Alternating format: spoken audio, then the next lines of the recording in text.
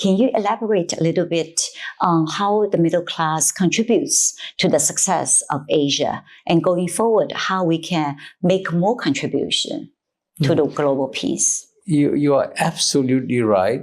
The explosion of the middle class population of Asia is going to drive economic growth in Asia in the coming decades.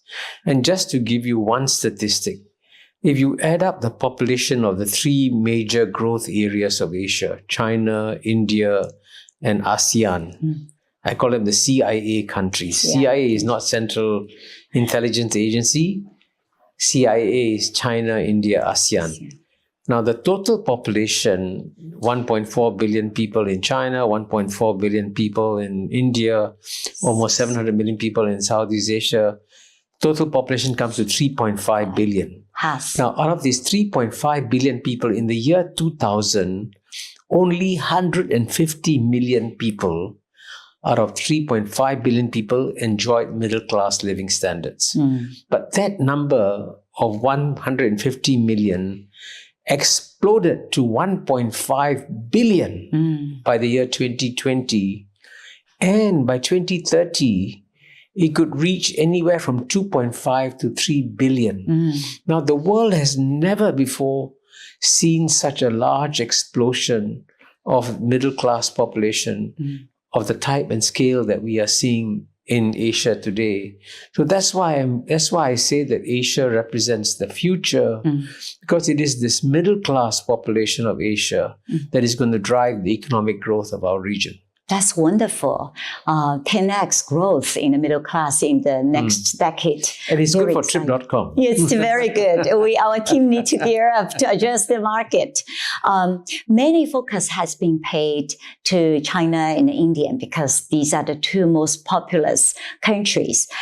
For Asian, you are in Singapore. Can you tell us a little bit more about the development in Asian countries in the Southeast Asia, and how we can take full advantage of the diversity of the culture and also the growth of the middle class over there? Well, I mean, Southeast Asia is going to be one of the most interesting places to visit on planet Earth, because we are entering a new era of human history today. And you see, for the past 200 years, the West has been dominant. So we've been living with one dominant civilization. It was a mono-civilizational world. But now other civilizations are waking up, and we are now entering a world, a multi-civilizational world.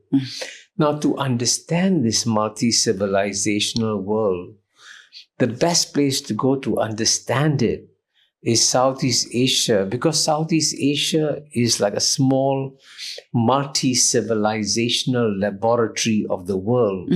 Because among the 700 million people in Southeast Asia, you have 250 million Muslims, 150 million Christians, 150 million Buddhists, Mahayana Buddhists, Hinayana Buddhists, and we have Taoists, Confucianists, Hindus, we have everything. So clearly, Southeast Asia will be seen by the world as a small multi-civilizational laboratory that they have to understand better if they want to understand our multi-civilizational world that is coming.